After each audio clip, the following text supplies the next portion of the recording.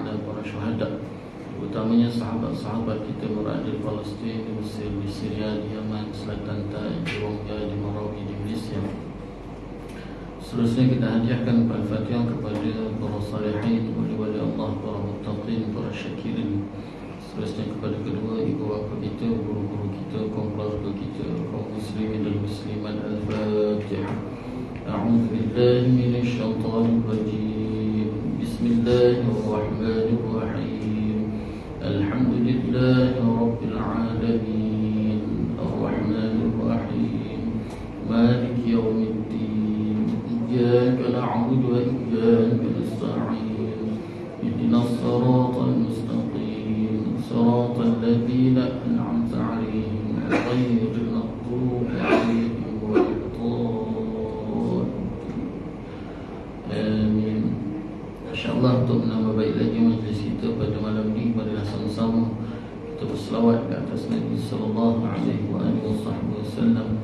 Semoga dengan kita berselawat ke atas Nabi sallallahu alaihi wasallam, Allah subhanahu wa ta'ala menambah lagi keberkatan, keredaan, rahmat, dan lebih-lebih lagi kita mengharapkan Allah subhanahu wa ta'ala mengampuni segala dosa kita, insyaAllah. Bismillahirrahmanirrahim. Allahumma salli ala sayyidina Muhammadin nabiyil ummi wa ala alihi wa sahbihi wa barik wa sallim. Allahumma salli ala sayyidina Muhammadin nabiyil ummi wa ala alihi wa sahbihi wa barik wa sallim. Allahumma salli ala sayyidina Muhammadin nabiyil ummi wa ala alihi wa sahbihi wa barik wa sallim. Allahumma salli ala sayyidina Muhammadin nabiyil ummi wa ala alihi wa sahbihi wa barik wa sallim. Allahumma salli ala sayyidina Muhammadin nabiyil ummi wa ala alihi wa sahbihi wa barik wa sallim. Allahumma salli ala sayyidina Muhammadin nabiyil ummi wa ala alihi wa sahbihi wa barik wa sallim. Allahumma salli ala sayyidina Muhammadin nabiyil ummi wa ala alihi wa sahbihi wa barik wa sallim. Allahumma salli ala sayyidina Muhammadin nabiyil ummi wa ala alihi wa sahbihi wa barik wa sallim. Allahumma salli ala sayyidina Muhammadin nabiyil ummi wa ala alihi wa sahbihi wa barik wa sallim. Allahumma salli ala sayyidina Muhammadin nabiyil ummi wa ala alihi wa sahbihi wa barik wa sallim. Bismillahirrahmanirrahim. Alhamdulillahi rabbil alamin. Wa bihi nasta'in ala umuri dunya waddin. Wassalatu wassalamu ala sayyidil mursalin khatimin nabiyyin Muhammad sallallahu alaihi wa alihi wa sahbihi wa sallam, wa ala alihi wa ashabihi wa tabi'in lahum bi ihsanin ila yaumiddin. Subhanaka la 'ilma lana illa ma 'allamtana innaka antal 'alimul hakim. Rabbi shrah li sadri wa yassir li amri wahlul 'uqdatam min lisani yafqahu qawli. Rabbi zidna 'ilma warzuqna fahma. Allahumma yassir wa la tu'assir. Rabbi tamim bil khair. Ya Fattah ya 'Alim iftah lana futuhal 'arifin. Wa la hawla wa la quwwata illa billahil 'aliyyil 'azim. ولا حول ولا قوة إلا بالله العلي العظيم. ولا حول ولا قوة إلا بالله العلي العظيم. أما بعد، قال الله تعالى في القرآن العظيم: أعوذ بالله من الشيطان الرجيم. بسم الله الرحمن الرحيم. ألم نشرح لك صدرك ووضعنا عنك وزرك الذي أنقض ظهرك ورفعنا لك ذكرك فإن مع العسر يسرا إن مع العسر يسرا فإذا فرغت فانصب وإلى ربك فارغب. صدق الله العظيم. Alhamdulillah, pertama-tamanya marilah sama-sama kita merafakkan rasa syukur kita ke hadirat Allah Subhanahu wa taala. Yang keizinan Allah Subhanahu wa taala dapat sama-sama kita bertemu dan kita bersua lagi pada malam ini, dan sama-sama kita mengharapkan semoga pertemuan kita pada malam ini Allah Subhanahu wa taala penuhkan dengan keberkatan, keredaan, rahmat, dan lebih-lebih lagi kita mengharapkan Allah Subhanahu wa taala mengampuni segala dosa kita, insya-Allah. InsyaAllah kita akan sambung lagi bacaan kitab Fiqh Sirah yang telah dikarang oleh Syekh Muhammad Sa'id Ramadan Al-Buti. Masih lagi perbincangan kita dalam bab perantauan Rasulullah SAW ke Taif. Muka surat 194. Dah lepas? Dah habis? Alhamdulillah. Mu'jizat Isra' dan Mi'raj. Mu'jizat Isra' dan Mi'raj, ke surat 197. Alhamdulillah. Peristiwa Isra' dan Mi'raj. Peristiwa Isra' dan Mi'raj.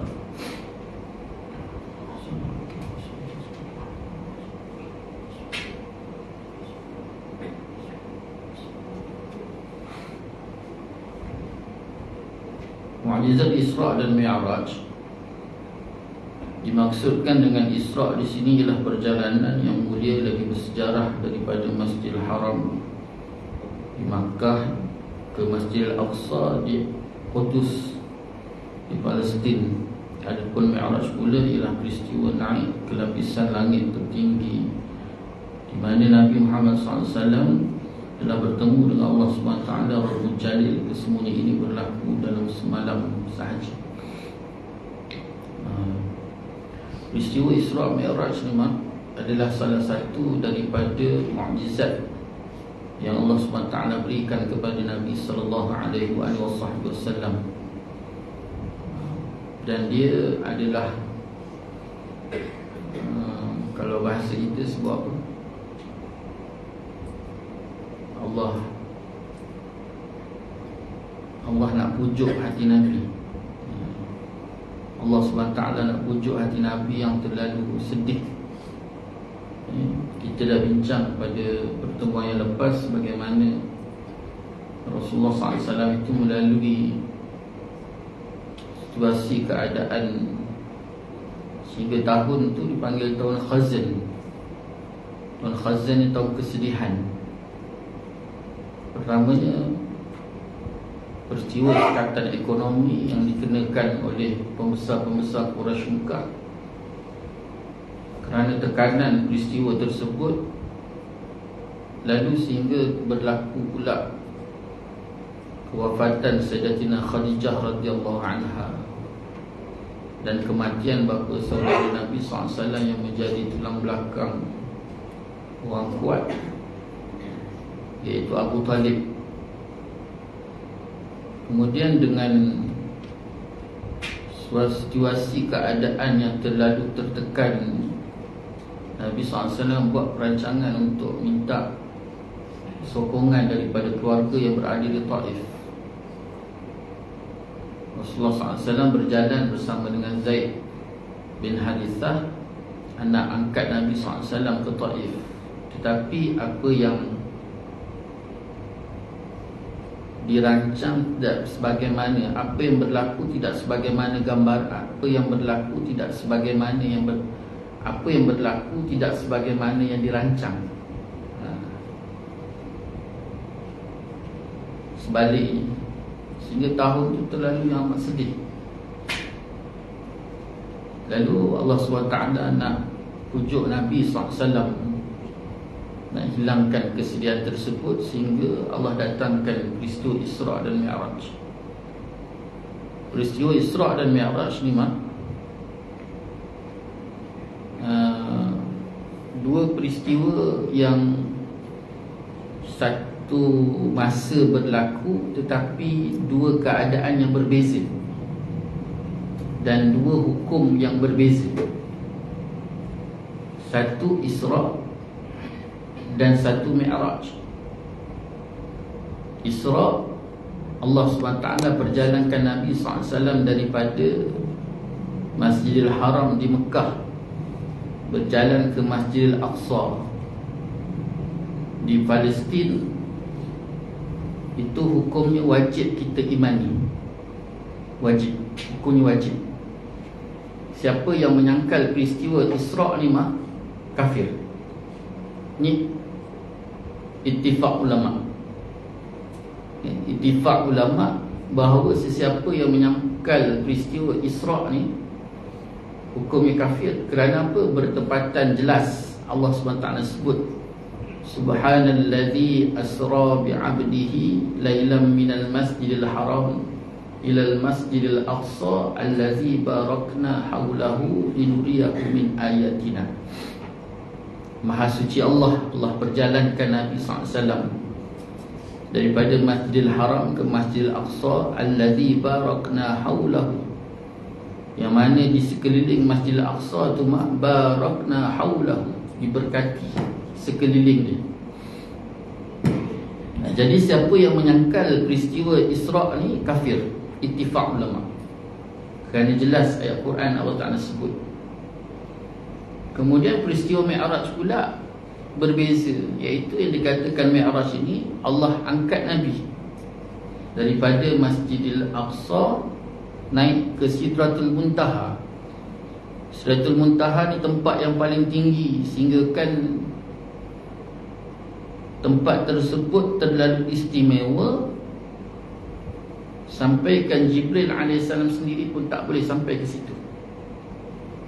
Jibril berulang alik mengambil Al-Quran, ayat-ayat kalam Allah ini di langit dunia. Dia ambil kat situ berulang alik sampai 23 tahun. Tapi lepas daripada langit dunia tadi, langit pertama, langit kedua, langit ketiga, keempat, kelima, keenam, ketujuh, habis kat situ. Jadi di situ yang dia ambil.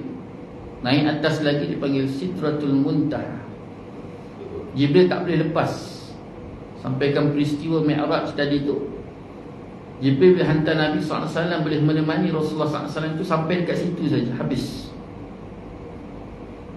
Tapi kalau Rasulullah kata, wahai Jibril, kalau aku minta kau naik, tak, aku tak boleh. Kalau aku naik juga, dia kata aku akan terbakar. Kerana kuasaku, kekuatan aku hanya di sini saja, tak boleh lebih dah. Jadi peristiwa Mi'raj ni ada khilaf ulama. Ada yang sebut bahawa Rasulullah tu naik dengan roh, dan kebanyakan ulama menyatakan bahawa Rasulullah itu naik dengan jasad. Rasulullah naik ke Sidratul Muntaha bertemu dengan Allah ialah roh dan jasad, kebanyakan ulama. Dan hukum mengimani peristiwa Mi'raj ni pula, kalau tadi Isra', mengimani peristiwa Isra' wajib. Siapa yang menafikan, kafir. Tetapi siapa yang hukum mengimani peristiwa Mi'raj pula, harus. Siapa yang menafikan, hukumnya fasik. Hanya sekadar fasik, tidak sampai kepada kafir. Ini dua hukum yang berbeza dan peristiwa yang berbeza, walaupun dalam satu malam. Cepat tak cepat peristiwa ni sampaikan tahap ketika Rasulullah SAW didatangi oleh Jibril AS. Jibril datang malam tu, kalau tak silap saya, Rasulullah SAW berada di rumah sepupu dia, Sayyidina Ja'far. Malam tu ada kat rumah Sayyidina Ja'far. Rasulullah dah baring dekat hamparan nak tidur, tiba-tiba Jibril datang. Jibril seru Rasulullah, panggil Rasulullah, wahai Muhammad. Rasulullah keluar daripada rumah Ja'far, dan Rasulullah diminta supaya naik atas kenderaan yang dipanggil Burak. Burak tu ulama sebut badannya badan kuda, kepalanya kepala manusia, dan dia berkepak, dan dia adalah tunggangan di dalam syurga Allah Subhanahu wa ta'ala. Ketika Jibril AS nak memilih Burak ni, Jibril datang ke dalam syurga. Jadi Jibril seru semua burak datang ramai. Jadi bila burak datang ramai tu, Jibril cuma cakap, aku nak pilih satu burak pada malam ni untuk ditunggang. Tak beritahu apa-apa, cuma cakap macam tu je.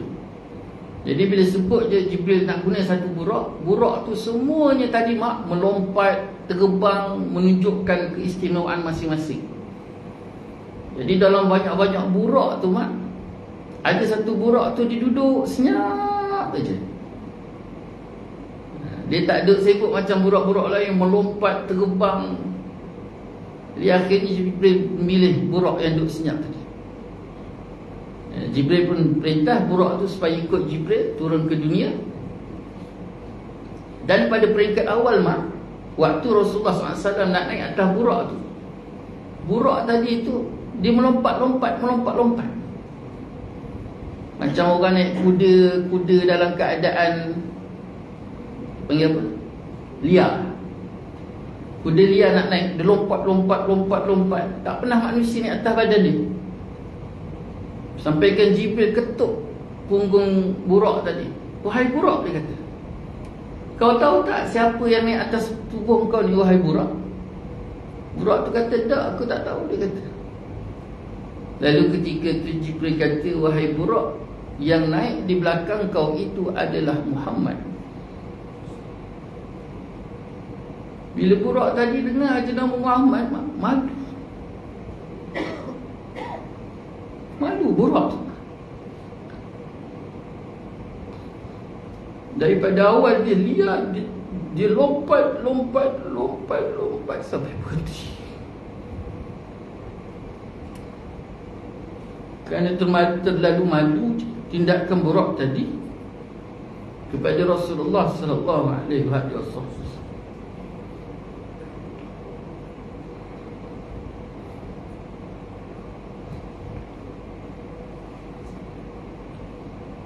Lalu Jibril dan burak tadi pun mula bergerak. Kelajuan burak yang Allah Ta'ala sediakan, sehingga kan sampai mak dia terbang tu, sekali kepak dia panggil bas, mengepak. Sekali dia mengepak tu mak, sejauh mata memandang. Ya, sekali dia dikipas tadi, sejauh mata memandang jauh burak tu boleh pergi. Lajunya dan jauhnya, subhanallah, Masya Allah. Jadi perjalanan tadi bolehlah berjalan daripada Masjidil Haram di Mekah sampailah Masjidil Aqsa. Di tengah perjalanan tu ada 3 tempat yang Jibril minta supaya Jibril minta pada burak supaya burak berhenti, dan Rasulullah diminta turun dan solat sunat 2 rakaat.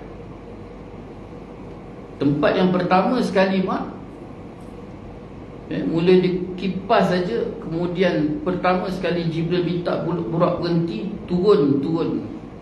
Rasulullah turun, Jibril minta solat sunat 2 rakaat. Rasulullah pun solat sunat 2 rakaat. Kemudian selepas solat sunat 2 rakaat, Rasulullah tanya, wahai Jibril, tempat apakah ini? Ini tempat apa ni? Lalu ketika tu Jibril kata, Muhammad, inilah tempat yang akan kau hijrah tak lama lagi. Apa tu mak? Yasrib. Rasulullah pun naik lagi ke burak, terbang lagi, terbang jalan sampai satu tempat lagi. Tiba-tiba Jibril minta supaya berhenti lagi burak tadi. Turun Rasulullah, Jibril minta supaya Rasulullah solat sunat 2 rakaat. Kemudian selesai solat, Rasulullah tanya, wahai Jibril, tempat apa ni? Inilah tempat Maryam melahirkan Isa alaihissalam. Naik lagi, kemudian terbang lagi mak, sampailah ke satu tempat, berhenti lagi, diminta solat sunat 2 rakaat. Selepas solat sunat Ditanya oleh Nabi sallallahu alaihi wasallam,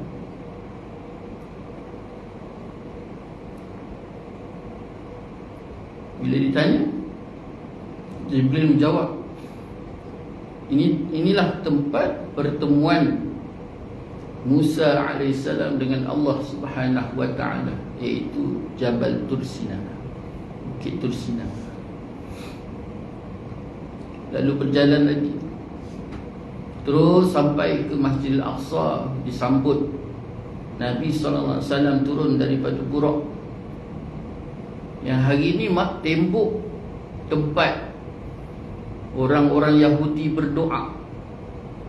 Tembok tu adalah tembok sebenarnya tempat Rasulullah hambat Buraq tadi.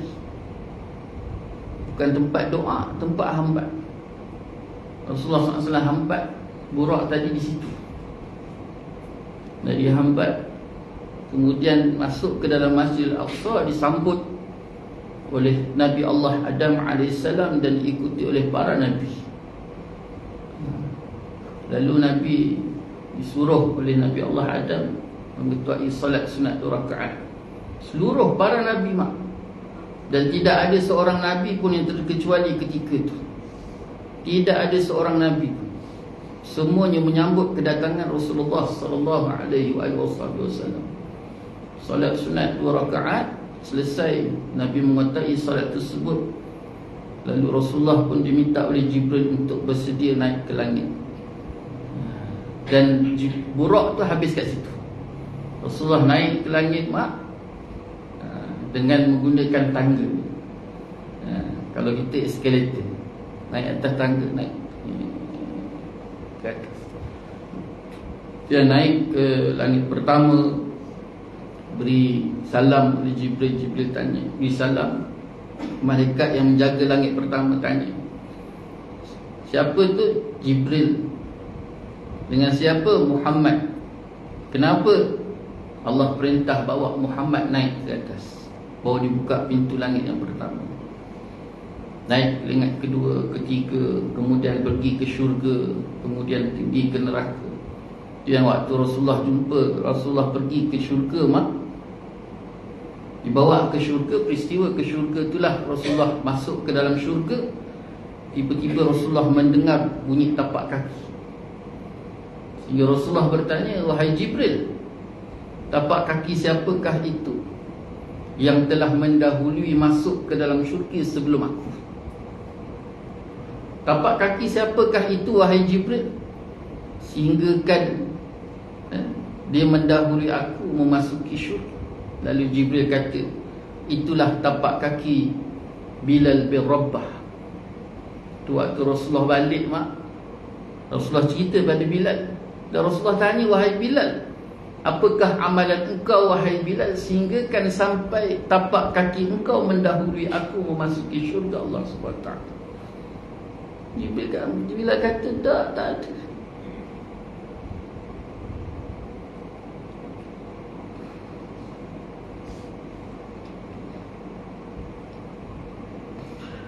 Rasulullah tanya lagi, apakah amalan engkau, wahai Bilal?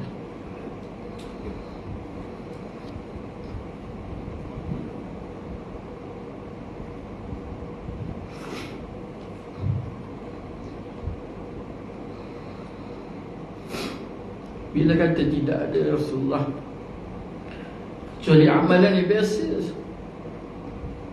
Sehingga kali ketiga Rasulullah bertanya pada Bilal. Akhirnya Bilal kata, aku tidak pernah meninggalkan satu amalan seingat aku, yang aku istiqamah melaksanakan dia, iaitu selesai daripada aku mengambil wudu, aku membaca doa wudu dan aku melaksanakan solat sunat wudu. Ini satu amalan yang tak pernah aku tinggalkan. Bagaimana kelebihan Allah SWT berikan kepada Bilal bin Rabah. Walaupun amalan tu nampak simple, tetapi istiqamah.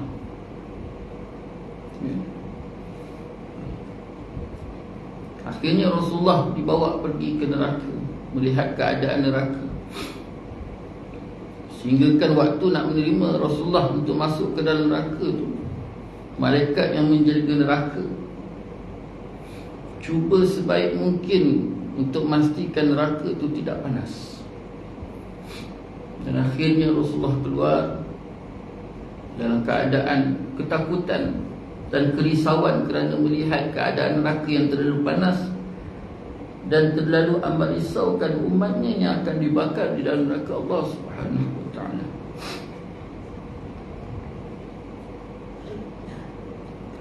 Akhirnya Rasulullah dibawa lagi naik ke langit seterusnya bertemu dengan Nabi Allah Idris alaihissalam. Dalam banyak-banyak para Nabi dan para Rasul yang Rasulullah SAW temu tadi tidak ada seorang pun yang bercakap-cakap dengan Nabi kecuali Nabi Allah Idris alaihissalam. Nabi Allah Idris inilah yang bercakap-cakap dengan Nabi ketika itu. Sampailah naik lagi, pendekkan cerita sampailah ke langit yang ketujuh. Sampai naik ke langit ketujuh, ketika itu Jibril kata, wahai Muhammad, sampai di sini je, aku dah tak mampu lagi dah. Rasulullah minta supaya aku tak boleh wahai Muhammad, kerana kekuatanku dan kesempatan yang diberikan oleh Allah SWT hanya sampai di sini. Dan akhirnya Rasulullah pun teruskan lagi perjalanan untuk naik lagi ke Sidratul Muntaha. Arash, Sidratul Muntaha. Dekat situ ada satu pokok yang sangat rindang. Rasulullah lalu di situ naik. Rasulullah cabut selipar sandal Rasulullah SAW. Bila Rasulullah cabut sandal Rasulullah tadi, Allah perintahkan kepada Nabi SAW untuk pakai semula sandal tadi. Kenapa Nabi SAW cabut sandal? Allah tanya pada Nabi, wahai Muhammad, kenapa nak dicabut sandal itu wahai Muhammad? Capal kau tu kenapa dicabut? Nabi SAW menjawab, aku cabut capalku kerana aku teringatkan Nabi Allah Musa AS.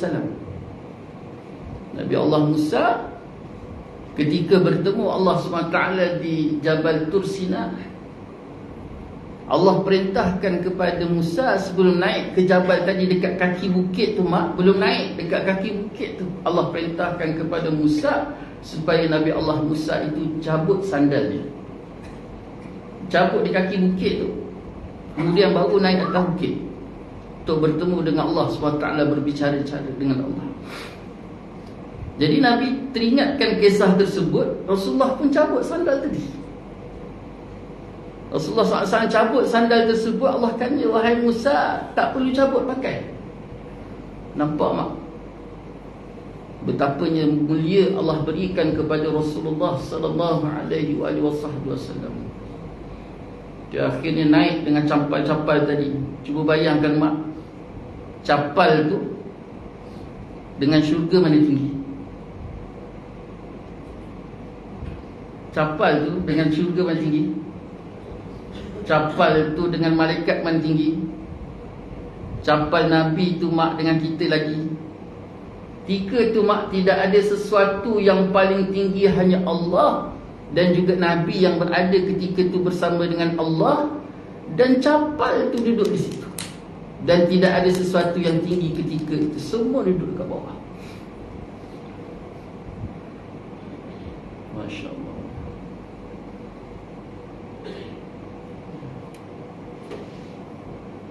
Jadi itu sebabnya kenapa ada sebahagian ulama meletakkan gambar capal itu di kepala. Kenapa capal itu diletakkan di kepala? Sebab waktu Mi'raj tu tidak ada sesuatu yang paling tinggi, Allah, Rasulullah, capal. Dan ada satu lagi yang mengikut Nabi SAW ketika Mi'raj. Siapa boleh jawab? Apa Abah? Cuba teka.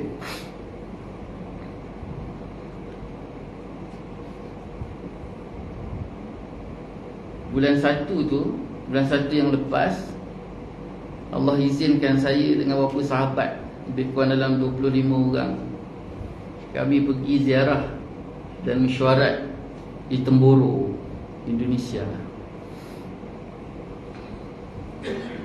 Jadi dalam satu mesyuarat di Temboro dengan kiai ketika tu dipanggil Gus Bet. Kiai tu nama Gus Dur. Gus Dur tu bapa dia Tok Guru. Jadi anak dipanggil Gus Dur. Nama dia Badur Rahman ke wallahu alam, Bad lah. Panggil dia orang kan suka singkat-singkat. Jadi Gus Dur Gus Bet, panggil Gus Bet, dekat nama Gus Bet. Jadi petang tu kami pergi ziarah dia. Malam tu dia minta kepada wakil dia supaya bawa kami, sebab dalam tu pelajar dia mak ada 40,000 orang. Pelajar ada 40,000. Dalam 40,000 tu pula mak kawasan dia tu macam Polisin. Ada tempat, ada apa panggil, kuda,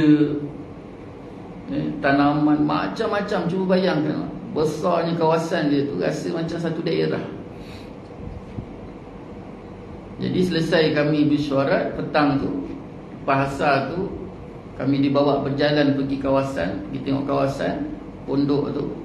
Malam lepas maghrib mereka bawa dalam kawasan tu, punya dalam pondok tu, kawasan pondok tu ada satu bangunan khas. Dalam tu hazanah-hazanah Nabi sallallahu alaihi wasallam. Ada yang original, ada yang tak original. Jadi mula-mula kami dimasukkan, masuk dekat kawasan terbuka ni macam ni.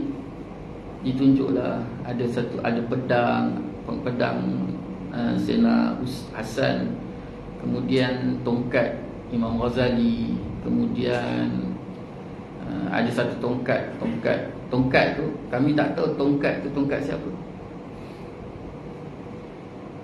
Jadi selesai pusing cerita, lepas tu ada kaswah, ada kain kaswah yang tahun 30 kan. Kain kaswah ni kain yang tutup Kaabah. Dah selesai tu dia minta kami semua duduk. Kami pun duduk. Dia kata, saya tak tahulah apa rezeki tuan-tuan. Dia kata, malam ni Allah izinkan tuan-tuan masuk dalam bilik ni. Jadi kami pun diminta supaya berselawat. Dia cerita dalam ni semuanya benda ataupun perkara, benda sesuatu yang bersangkut paut dengan Nabi. Jadi kami pun selawat. Dibuka pintu, masuk. Pertama sekali kami jumpa, dia tanya, ada tak daripada kalian yang keturunan Nabi? Tak ada. Kami tak ada sisilah. Akhirnya dia kata dalam tu ada baju Sayyidatina Fatimah radhiyallahu anha.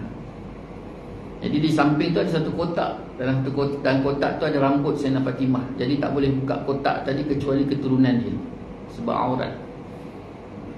Lepas tu kami berjalan lagi, dibawa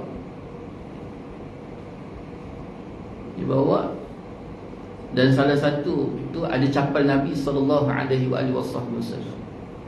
Kemudian ada rambut Nabi. Dalam satu bekas ada rambut. Kemudian ada darah yang Nabi bekam duduk dekat tanah.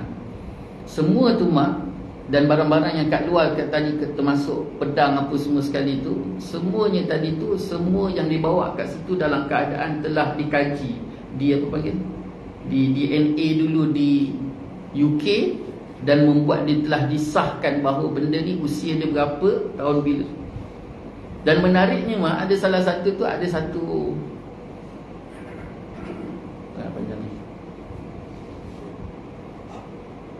apa panggil? Sugi. Ada satu sugi. Sugi tu waktu dihantar untuk melihat sejauh mana kebenaran dia di UK, mereka kaji dan mereka mendapati sugi tu usia dia 1400 tahun. Betul lah. Yang menariknya mak, ada malikul ni apa bahasa Melayu kita? Zarah. Ada zarah-zarah yang tertumpuk-tumpuk pada sugi tadi mak, yang zarah itu tidak ada di bumi.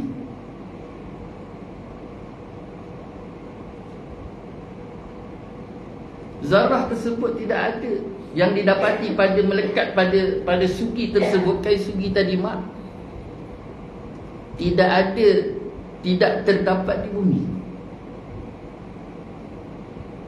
Dan kebarangkalian besar Allahumma salli alaihi wasallam,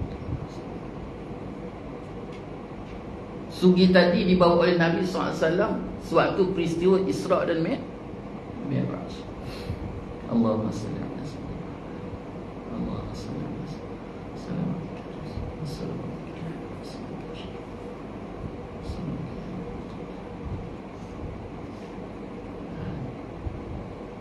Jadi itu yang saya tanya tadi.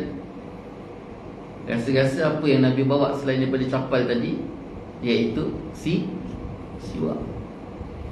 Sebab siwak ni mak adalah salah satu dari benda ataupun perkara yang sangat-sangat Nabi tak pernah tinggal. Nabi tak pernah tinggal. Sampaikan akhir hayat Nabi SAW, Nabi tak minta benda lain kecuali Nabi minta pada Rasulullah SAW, minta pada Sayyidina Aisyah, minta kepada Sayyidina Fatimah supaya disiwakkan Nabi. Itu amalan yang terakhir sebelum Nabi SAW wafat. Betapa dekatnya amalan siwak dengan Nabi SAW. Jadi bila naik tadi bertemu dengan Allah SWT, Nabi pun duduk. Itu yang Allah perintahkan Nabi itu sujudkan pertama.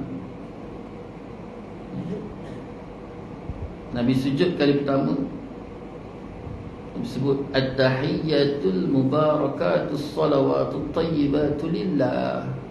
Itu sebagai tanda salam Nabi SAW kepada Allah SWT. Dia diungkapkan. Itu yang Nabi sujud. Sujud yang pertama, at-tahiyyatul mubarakatus salawatut tayyibatu lillah. Nabi sujud malu. Rasulullah SAW terlalu malu ketika itu masuk sujud. Allah SWT kata Muhammad,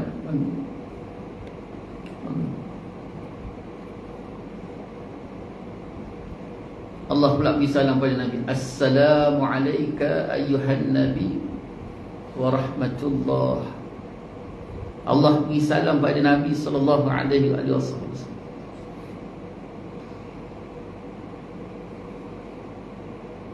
Nabi sujud lagi. Nabi sujud lagi. Lalu Nabi, Allah kata perintah bangkit, Nabi pun minta assalamu alayna wa ala ibadillahis salihin. Itu yang kita baca pada tahiyat awal dan tahiyat akhir. Yang akhirnya Rasulullah diberikan dua benda, dua perkara ketika itu mak. Yang pertama suratul Fatihah. Suratul Fatihah ni mak, penting tak penting, besar tak besar ni suratul Fatihah ni, sehingga kan Allah beri ketika Mi'raj. Dia tak diturunkan oleh Jibril AS, tak bagi melalui. Cuba bayangkan 23 tahun, 114 surah, 6,000 ayat lebih tersebut, semuanya diturunkan oleh Jibril AS. Tapi suratul Fatihah satu-satu Allah bagi by hand kepada Nabi SAW. Bagi by hand mak. Penting tak penting suratul Fatihah. Yang dipanggil suratul Fatihah itu bukan sekadar muqaddimatul Quran, muqaddimah ataupun pendahulu Quran, dipanggil juga sebagai ibu. Jangan tinggal baca surah Fatihah lepas solat. Baca surah Fatihah, sebab segala isi kandungan Al-Quran itu ada terkandung dalam suratul Fatihah.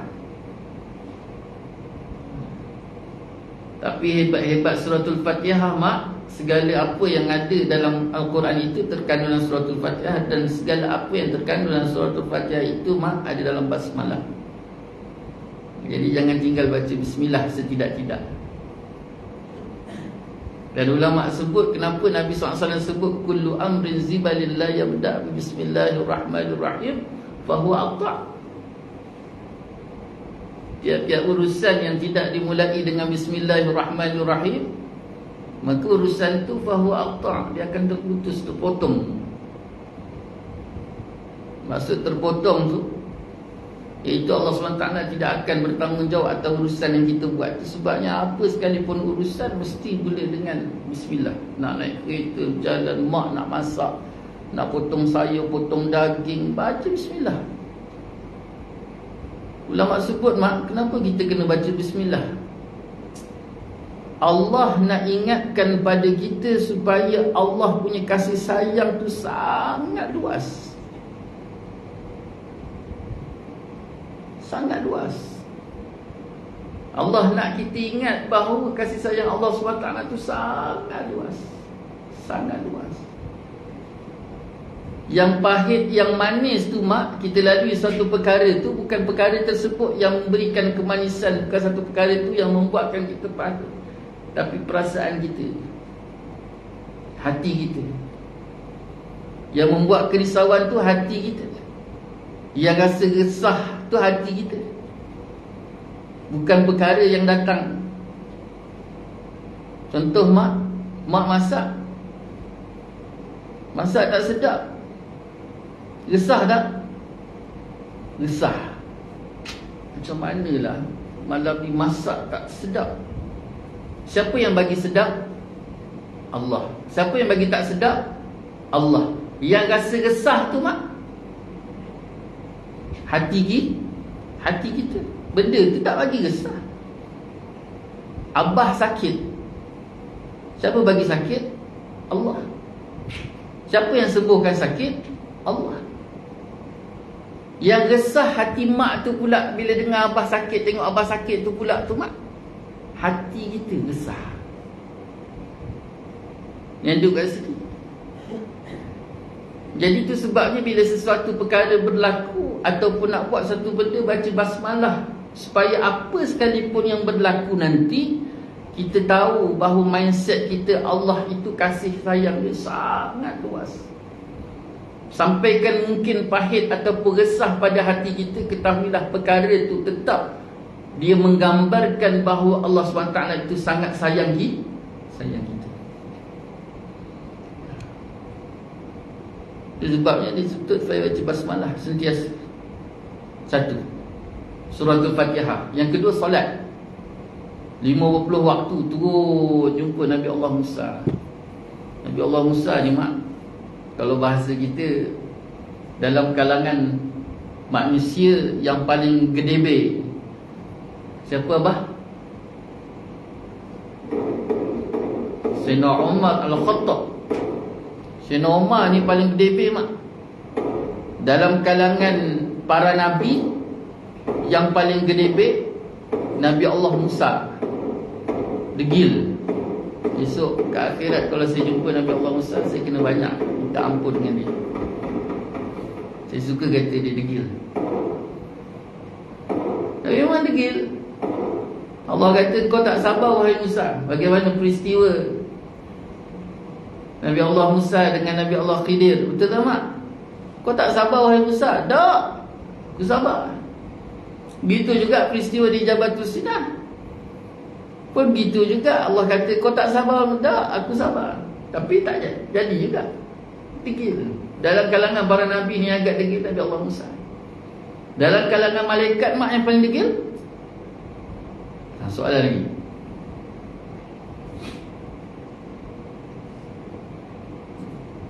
Esok kalau saya jumpa dia, insya-Allah saya kena minta maaf juga dengan malaikat. Semua orang akan jumpa dia, mak. Tak ada orang tak boleh jumpa. Mak tahu siapa, mak? Malaikat Israel.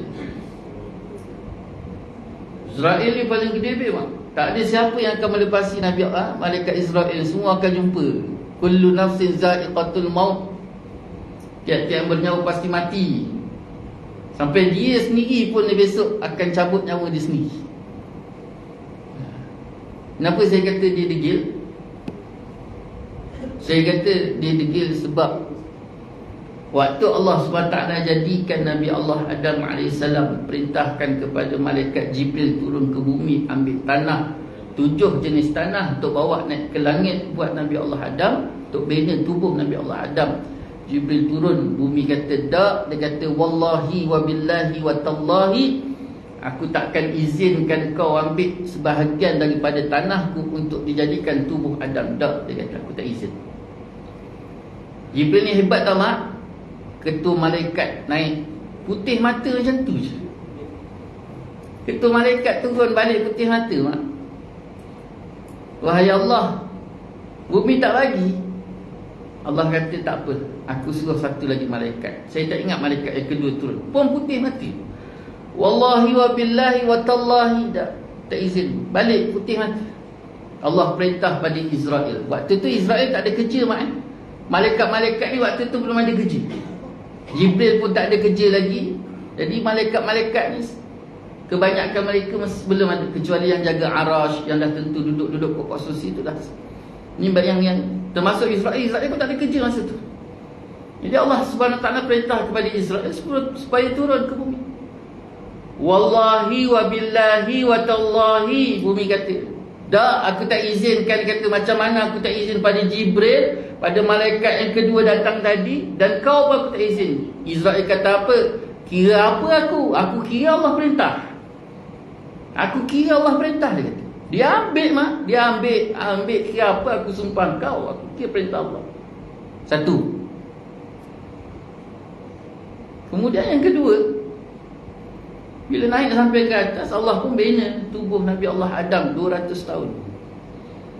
Jadi bina tubuh Nabi Allah Adam 200 tahun tadi mak, Allah perintahkan roh masuk. Dia pusing kat tubuh tadi tu. Tubuh tu dah terbagi tu mak. Roh tadi Allah kata, wahai roh Adam, masuk dalam jasad. Masuk dalam jasad. Dok, dia tak masuk, degil. Masuk. Ini yang sifat manusia mak. Makin disuruh, makin pusing. Sekali lagi Allah panggil Israel, wahai Israel, ambil roh masuk. Ambil roh tadi, tangkap, dia bawa masuk. Berapa lama mak? 200 tahun. Masuk. Lama ni nak masuk ni mak.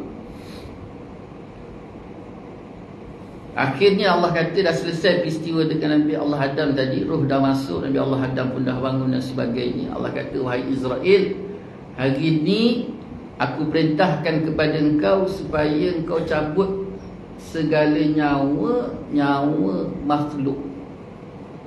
Pada peringkat awal mak, Israel tu tolak, wahai Allah, aku tak boleh terima kerja ni. Kenapa pula kau tak boleh terima? Sebab aku takut kalau aku terima nanti, semua makhluk-makhluk engkau, wahai Allah, akan menyalahkan aku. Lalu Allah SWT kata apa? Wahai Israel, tak usah kau risau, dan aku berjanji pada engkau, setiap kali engkau mencabut nyawa-nyawa makhlukku, maka mereka tidak akan melihat pada engkau, tetapi mereka akan melihat kepada sebab kematian mereka. Nanti hari ni kalau kita jumpa, kita pergi kematian, ada tak orang datang? Bolehlah buat. Ustaz pun datang. Ada ustaz tanya, bila Israel datang cabut nyawa dia? Tak ada. Ada mak? Tak ada. Orang akan tanya, kenapa dia mati? Orang akan tanya, kenapa dia mati? Kenapa? Kerana ini janji Allah pada Israel. Dan memang untuk kriteria untuk cabut nyawa ni pun memang kena gedebeh. Dia tak boleh ada sifat belah kesian. Kalau tidak memang tak boleh cabut. Macam mana dia gedebeh nak ambil tanah tadi, macam mana dia gedebeh nak masukkan roh tadi, macam tu juga dia gedebeh ketika mencabut nyawa. Dia dah kira dah mak, tak ada belah kesian dah. Lagi-lagi bila orang engkar, lagi dia sentak-sentak nyawa tadi. Itu dia malaikat Israel.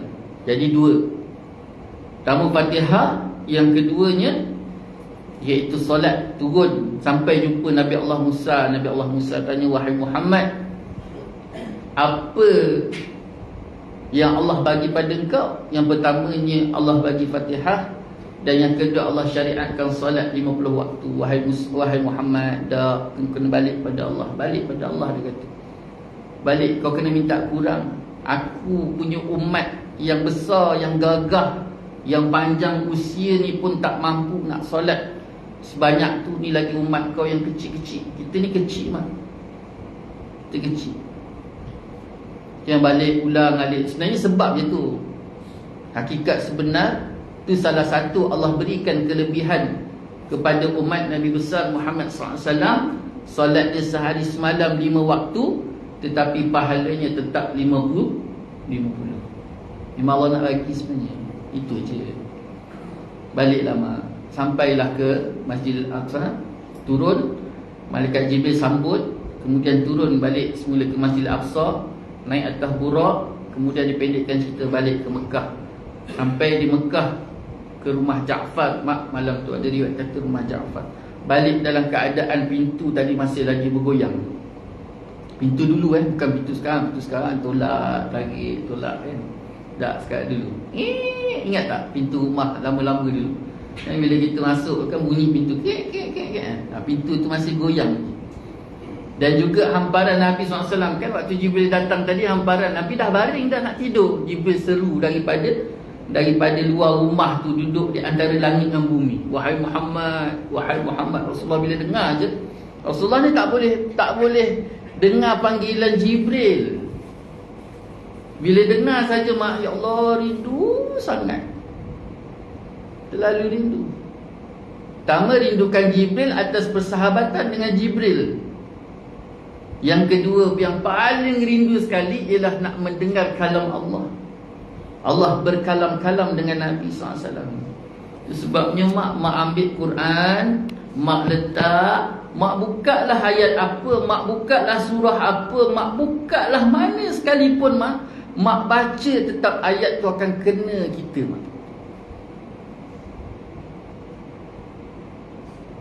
Malam ni mak balik buat mi goreng mama. Buat mi goreng mama mak. Dah siap-siap tengok ni mi goreng mama, macam tak apa nak jadi. Abah balik solat Isyak, saya minta mi goreng mama. Ini mi goreng telur je banyak, dia kata. Dah macam mak pun rasa Allah sedihnya hati. Jadi sebelum tidur tu ambil Quran, ambil wuduk, solat sunat 2 rakaat, hati tu sedih. Konon-kononnya nak baca suratul Mulk. Buka suratul Mulk. Katalah buka suratul Mulk, buka suratul Mulk. Mak buka lah mak, Allah akan bicara kesedihan mak di situ. Buka lah mana-mana. Sebab apa mak? Sebab setiap kalam Allah itu adalah perbicaraan Allah dengan kita. Allah berbicara dengan kita mak. Sebabnya kalau kita tak baca Quran, sombong tak mak? Sombong. Kita dituntut baca Quran tu bukan sebab pahala tu, tapi sebab nak berbicara dengan Allah. Dan Allah menunggu-nunggu nak berbicara dengan kita. Cakap dengan Allah.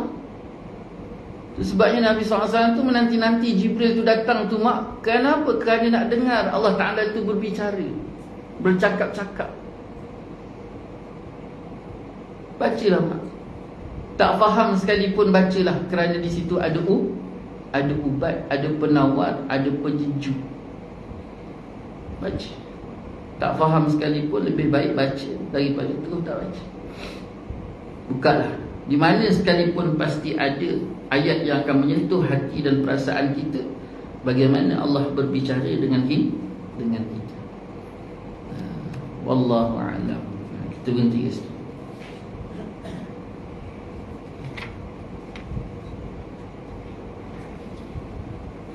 Dah habis.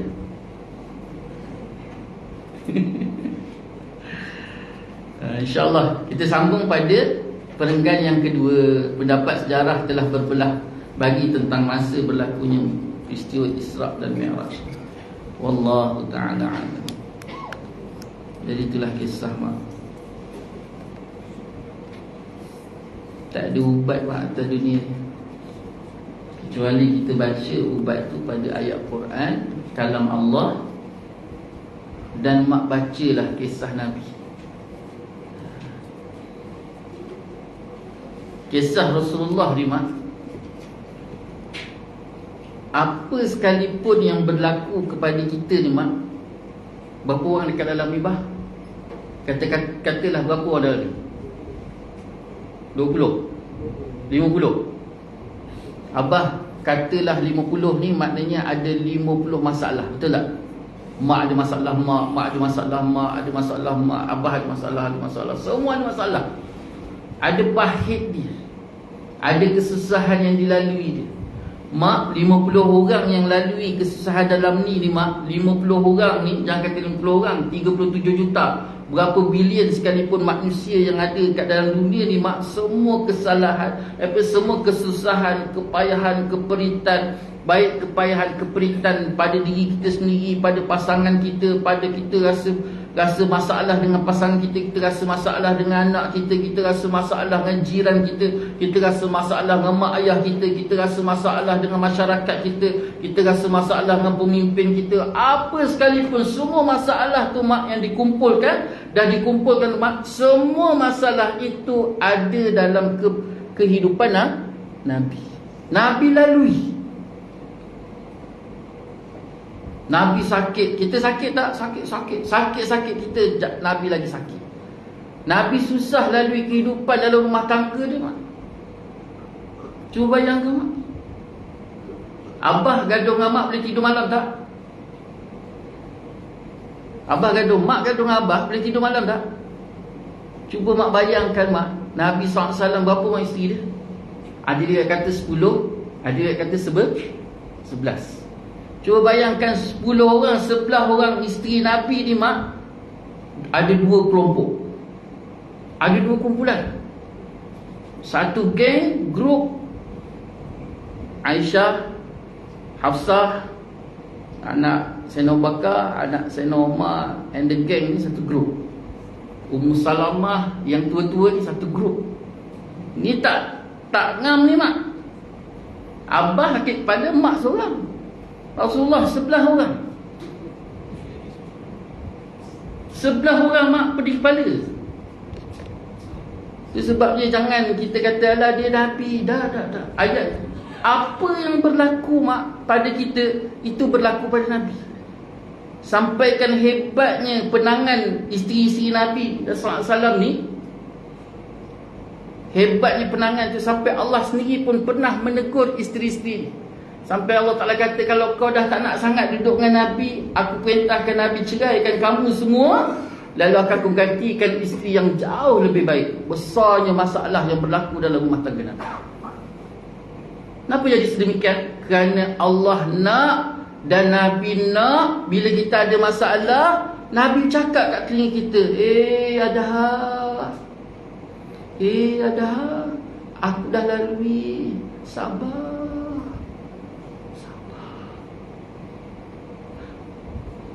Itu sebabnya kena tengok kehidupan Nabi.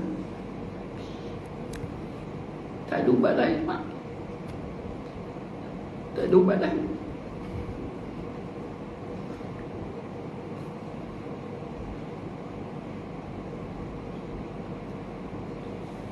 Wallahu ta'ala alam. Itulah sebenarnya dapat kita kongsi bersama. Balik pada Quran, balik pada Nabi, tengok kehidupan Nabi, ya, sebab itulah sebaik-baik ubat dan sebaik-baik motivasi, kekuatan untuk kita berjalan atas jalan menuju untuk cari redha Allah SWT.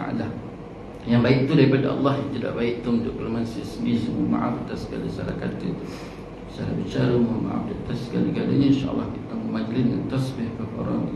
Subhanakallah walhamdulillah, asyhadu an la ilaha illa anta, astaghfiruka wa atubu ilaik. Bismillahirrahmanirrahim. Wal 'asr illa allazina amanu wa 'amilus salihati